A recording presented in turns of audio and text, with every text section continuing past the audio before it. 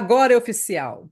2025 está começando. E não é porque o ano só começa depois do carnaval ou com o final das férias de verão. Não, não, não, não, não. Não é por causa disso.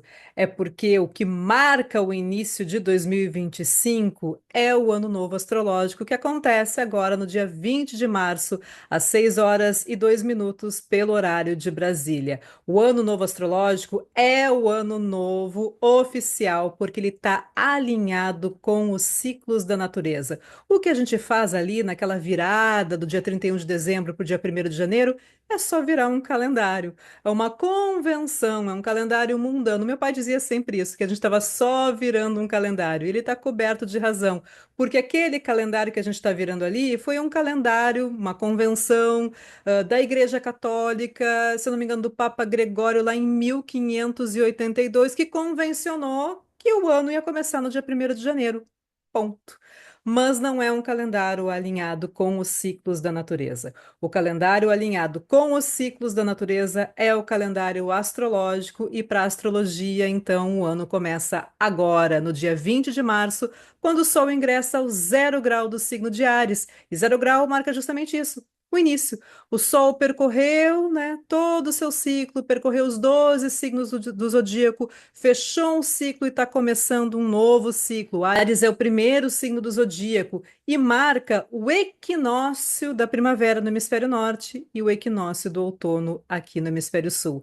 E nesse vídeo eu vou mostrar para você, vou analisar para você o mapa do ingresso do ano novo astrológico, o que que a gente pode esperar desse ano de 2025. Vou trazer as principais pautas aqui pro Brasil e também quais são as questões que você pode observar aí na sua vida a partir de algumas datas e movimentos importantes do ano de 2025. Se você está chegando aqui agora no canal, eu sou Roberta Pinto, astróloga e jornalista, e aqui no canal Roberta Astrologia é um espaço para você aprender como utilizar a astrologia para ser protagonista da sua vida. Se você quer uma leitura personalizada de mapa astrológico, é só acessar os links que estão aqui na descrição do vídeo, mais informações sobre o meu trabalho também no site oficial, ou então me escreva no e-mail robertaastro@gmail.com. Aproveita, já curte agora esse vídeo, compartilhe com os seus amigos e me escreve depois ali nos comentários quais são os seus planos, quais são as suas metas para esse ano de 2025 que está começando agora, tá bom? Bom, vou trocar minha tela agora para a gente olhar juntos aqui para o mapa do ingresso do ano novo astrológico de 2025. Lembrando que eu estou calculando aqui o mapa para o Brasil. Para começar, a gente sempre precisa entender que na astrologia tudo é avaliado conforme um mapa. E o ingresso aqui do Sol em Áries, o ano novo astrológico, vai gerar um mapa que é específico para cada região, porque a gente está em locais diferentes do globo. Então, horário, latitude, longitude vai mudar, gerando mapas diferentes, com ascendentes diferentes, direcionamentos diferentes. E o mapa que eu estou compartilhando aqui com você na minha tela é calculado para o Brasil. Outro ponto importante é que o mapa de ingresso do Ano Novo Astrológico serve para a gente entender o quê? Pautas coletivas. Não faz sentido você avaliar o mapa do ingresso do Ano Novo Astrológico para você, sobrepor o seu mapa com o mapa do Ano Novo Astrológico, porque você tem o seu próprio Ano Novo Astrológico, que é a sua revolução solar. Claro que se você entender o contexto do país onde você vive, do mundo, porque mexe com a sua vida. Então, nós somos indivíduos, mas que vivem numa coletividade. Se eu sei, por exemplo, que a pauta da economia pode ser uma das principais pautas do local onde eu vivo, como que eu me preparo para isso? Tá bom? Então, aqui é uma análise mais coletiva mesmo. Depois, né, na segunda parte do vídeo, eu vou trazer datas de movimentos astrológicos importantes para 2025, que também vão ter vídeos, né, separados aqui no canal, mais aprofundados, para você observar aí sim na sua vida e conforme o seu mapa astrológico. Tá bom? Então, aqui, já na tela, o mapa do ano novo astrológico para o Brasil, que acontece no dia 20 de março, às 6 horas e 2 minutos, pelo horário de Brasília, quando o Sol então ingressa ao 0 grau do signo de Áries. É o equinócio da primavera no hemisfério norte ou o equinócio do outono no hemisfério sul. E equinócio, na verdade, é uma palavra que diz época igual, período igual, né? Os dias e as noites têm a mesma duração, esse dia, né? E o mapa do ingresso do Sol em Áries, ele vai dar o tom para o ano, mas também é importante calcular os ingressos do Sol nos signos cardinais, em Câncer, Libra e Capricórnio, que vão dar o tom de cada trimestre e também análise das lunações, né, da lua nova e da lua cheia de cada um desses ciclos. Esse vídeo vai ser sobre a análise geral do ano novo astrológico. Bom, olhando já para o mapa, a gente vê que o ascendente está em peixes, que acaba sendo o mais mutável dos mutáveis, afinal de contas, ele é um signo do elemento água, tem muita permeabilidade, muita amabilidade. Representa aqui no ascendente oscilações, oscilação de humor, altos e baixos, a questão da estabilidade, o humor do próprio povo, né? O ascendente representando a motivação do país, o clima geral do país para 2025. Então, ora pode estar indo numa direção, ora pode estar indo numa outra direção, pode estar oscilando em termos de estabilidade.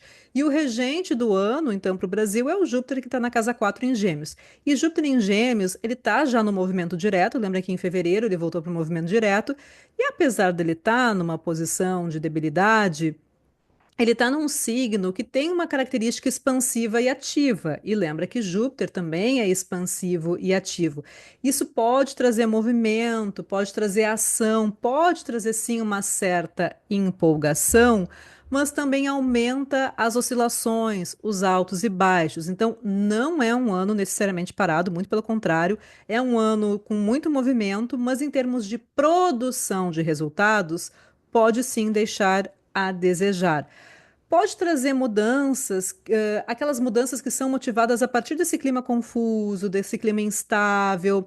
Esse movimento também pode vir de tentar solucionar problemas. Lembra que Saturno está coladinho no ascendente, então a gente pode ter aquela sensação que a gente está resolvendo problema. As mudanças são motivadas quando tem um problema na nossa frente, a gente precisa resolver. E aí pode ter essa tendência assim de às vezes uma situação desagradável, né? Lembra que Saturno ele tem esse potencial maléfico, castrador, limitador. E em Peixes ele fica mais parado também, ele tem um ritmo um pouco mais parado, mas são situações desagradáveis que podem acabar motivando algumas mudanças de rumo interessantes, mas também oscilantes. Tem essa marca aqui dessa quadratura de Júpiter e Saturno, que ela vem nos acompanhando há bastante tempo, né? Ela ficou exata duas vezes em 2024. Ela já não está mais exata aqui na marca desse mapa, mas ela vem, né? É uma coisa que vem vindo desde o ano passado. E essa marca de quadratura entre Júpiter e Saturno, ela pode representar um certo freio no crescimento, um certo freio na expansão, ou às vezes também de não conseguir enxergar o crescimento, porque tem um clima mais pessimista no ar. Lembra também o seguinte, né, que por ser um signo de água, a água tem umidade, peixes têm muita maleabilidade, se envolve muito com o meio, assim como gêmeos. Gêmeos também têm umidade, né, porque gêmeos é um signo do ar. A água ela é fria e úmida, portanto ela tem essa capacidade receptiva, mas se mistura com as coisas, e o ar é quente e úmido, então ele também se mistura, mas ele é mais ativo. E aí pode gerar esse excesso de umidade, esse excesso de envolvimento. Isso acentua a dispersão, aquela sensação da gente estar se movimentando, mas ao mesmo tempo não estar percebendo se está saindo do lugar ou não, compreende? Sendo que Peixes, que é o ascendente do mapa aqui, ele vai puxar muito essas impressões que vai carregando das coisas, do mundo. E aí pode para dentro, né? Lembra receptivo, vai puxando para dentro. E aí isso pode sim acentuar um certo pessimismo, uma certa oscilação do humor, porque a gente tem um Saturno cravadinho no ascendente também. Júpiter, ele é o regente do ano e ele vai trocar de signo em 2025. Opa, isso apresenta o quê? Mostra uma mudança nas condições, que pode representar justamente uma melhora, né? Porque esse Júpiter vai sair de uma debilidade, que ele está em Gêmeos, ele entra em Câncer no segundo semestre. Então, pode mostrar uma melhoria nas condições, especialmente para o segundo semestre do ano, mas mesmo assim ele vai passar por uma quadratura com Saturno de novo, porque Saturno vai entrar em Áries. Então, assim, é aquela melhoria? Sim, mas é um pouco tímida. O Sol, né? O Sol representa quem? O Sol representa o governante, o presidente do país, a autoridade. Ele está na casa 2 e a casa 2 é uma área ligada à economia doméstica aqui. Então, a gente tem temas como taxa de juros, os bancos, toda a economia interna do país, como negócios, comércio interior, né, o comércio interno. E a gente tem aqui a Vênus e o Mercúrio retrógrados e combustos pelo Sol. Então, o Sol está também ofuscando, né, tanto a Vênus quanto o Mercúrio. Isso pode representar o quê? Tem alguma coisa que não está clara ainda, tem questões, tem temas que estão um pouquinho escondidos, então pode representar algumas novidades, futuros anúncios, medidas que surgem nesse decorrer, né, de 2025 para resolver questões de ordem econômica, mas são questões antigas. Então, são coisas que você já vem do ano anterior, são oscilações que já aconteceram, que já se consolidaram em 2024 e 2025 você tem o quê? Uma retomada, um anúncio, você vai tentar resolver alguma situação. A relação com os acordos internacionais que geram impacto na economia brasileira também vão passar por mudanças e tem um pontinho de tensão, sim, porque a gente vê que esse Mercúrio retrógrado na casa 2 está conectado ali à casa 7 que representam os parceiros comerciais, os outros países, né? A gente tem ali a área de Virgem com o nó do sul ali. Então, ali tem um pontinho de tensão. Pode levar o governo a adotar algumas medidas mais rígidas, pode ter questões ligadas a sanções, alguns acordos que vão ser revistos. Mas na medida que a Vênus e o Mercúrio vão sair dessa combustão e vão sair também do movimento retrógrado, entram no movimento direto lá em abril, as questões começam a ficar mais evidentes nas notícias e no contexto. Agora ainda pode ser aquele caráter mais especulativo, aquele diz que me diz, que a gente vai sentindo já um tom no ar. Que é um tom de corrigir, de resolver erros. Mercúrio também representa aqui fatores comerciais e negociações. Então, esse período mais delicado para esses temas, para esses assuntos, que pode gerar até um certo descontentamento, ele fica ainda perceptível entre março e abril, e a partir da segunda metade de abril em diante, o movimento fica mais direto, mais evidente, a gente começa a perceber mais essas mudanças. Bom, Saturno ingressa em Áries a partir de maio, ali no finalzinho de maio, no dia 25 de maio, isso aumenta o quê? A rigidez para esse Saturno. Lembra que a gente está com Saturno aqui no ascendente, né, do mapa do ingresso do Ano Novo Astrológico para o Brasil. E o Saturno vai ingressar ali na casa 2. Então, pode ser justamente algumas medidas mais rigorosas, né, em relação do governo em relação à própria economia, e também um aumento da tensão, da rigidez, com as pautas que estão relacionadas às áreas que Saturno comanda, que é a área 11 e a área 12. E a área 11 representa o Congresso Nacional, os aliados, a casa 12 representa prisões, questões que envolvem bastidores. Então, esse período entre maio e setembro, quando Saturno estiver transitando por Áries, ele pode ser um pouco mais duro, né, com votações de projetos impopulares, algumas sanções, alguns embates também entre o governo e o Congresso que ficam mais evidentes nesse segundo semestre.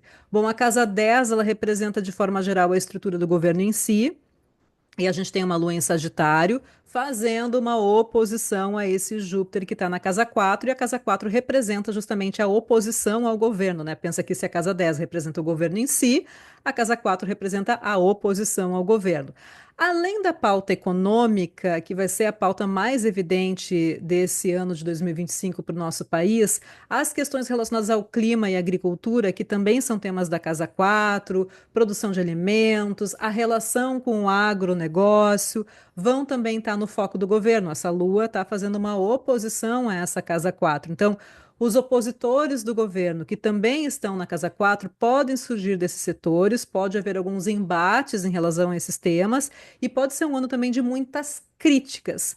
Mas é uma oposição que também, como está aqui com Júpiter em Gêmeos, não tem muita firmeza, então às vezes pode oscilar também, pode se opor numa pauta e de repente se aliar em outra, pode fazer uma crítica num momento e depois crítica ou vai criticar outra coisa num outro momento, então também tem um caráter oscilante aqui em relação a próprio comportamento da oposição, e não tem aqui um destaque de uma figura em si que lidere uma oposição. E sim, pode ser múltiplas vozes, né? Lembra que gêmeos são múltiplos, são muitos. Então pode ser múltiplas vozes, mas que acabam, né, se dissipando no ar. O mapa do Ano Novo Astrológico também, uma coisa que me chamou a atenção, avaliando aqui em relação ao Brasil, ele não tem planetas em casas maléficas. Isso é bom, porque apresenta uma melhora em relação a 2024. Mas mesmo que não tenha planetas em casas maléficas, né, a casa 6, casa 8 e casa 12, perceba que não chega a ser um ano muito empolgante. Ele está relacionado sim a tomadas de medidas para amenizar crises que já vêm de anos anteriores. E apesar do indicador aqui de bons resultados, e por que que eu digo esses bons resultados, né? Porque essa própria Lua também está fazendo um belo de um trígono ali com a área 2, né? Que é onde a gente tem a maior atenção do governo ali em relação à pauta econômica. Então, tem medidas sim que podem trazer bons frutos, mas algumas decisões podem desagradar alguns setores da economia, como bancos, por exemplo, e o governo precisa afinar muito bem o discurso que faz, a comunicação que faz das medidas e também a própria relação com o Congresso Nacional, que pode esquentar a partir do segundo semestre, tá bom? Então, essa é a análise de maneira geral, desse ano novo astrológico para o Brasil. Agora, algumas datas importantes. Aqui na tela, né, as datas mais importantes do ano de 2025 para você. Perceba que aqui tem muita coisa relevante nesse ano, de vários planetas que trocam de signo. E em relação a essas datas, eu já fiz uma série de vídeos aqui no canal com as previsões para cada ascendente, que eu recomendo que você assista, porque ali estão as datas e possíveis pautas, desdobramentos, temas gerais baseado no ascendente. Claro que para entender como isso funciona para você, tem que agendar realmente o seu mapa do ano, sua revolução solar, para entender como que esse ano se desenrola e se desenvolve para você dentro da sua realidade e do seu contexto. Mas aqui tem um resumo dos principais momentos do ano e a gente tem vários planetas tocando de signo. Não é somente Júpiter e Saturno, que já representam um marco bem considerável e bem importante, porque os ciclos de Júpiter e Saturno estão conectados a ciclos maiores coletivos, mas também os planetas geracionais. Então, os geracionais também estão encerrando ciclos. A gente está num marco muito importante, uh, se preparando para a abertura de um grande novo ciclo que vem a partir de 2026. Agora, sobre essas mudanças dos geracionais, inclusive, né? Urano entrando em Gêmeos, depois voltando para Touro, o Netuno, né? Que sai de Peixes e entra em Áries, depois volta para Peixes. E a gente está com Plutão, né, que se consolidou em Aquário de 2024 e agora ele só sai de Aquário em 2044. Então, sobre os geracionais, que é um capítulo à parte, eu vou fazer um vídeo também aqui no canal para trazer as informações mais importantes para vocês se preparando. E no segundo semestre, a gente tem o período das retrogradações, vários planetas retrógrados, a segunda etapa dos eclipses também. Lembrando que em 2025, apenas o eclipse anterior ao Ano Novo Astrológico, que é o do dia 14 de março, foi visível no Brasil. E sobre esse eclipse, eu já fiz um vídeo especial e vou deixar o card aqui para você assistir, tá bom? Bom, esse é o recado do vídeo. Aproveita, me deixa aqui nos comentários, né? Quais são os seus planos para 2025? O que você está esperando desse ano novo astrológico aí na sua vida? E a gente se vê no próximo vídeo. Até lá!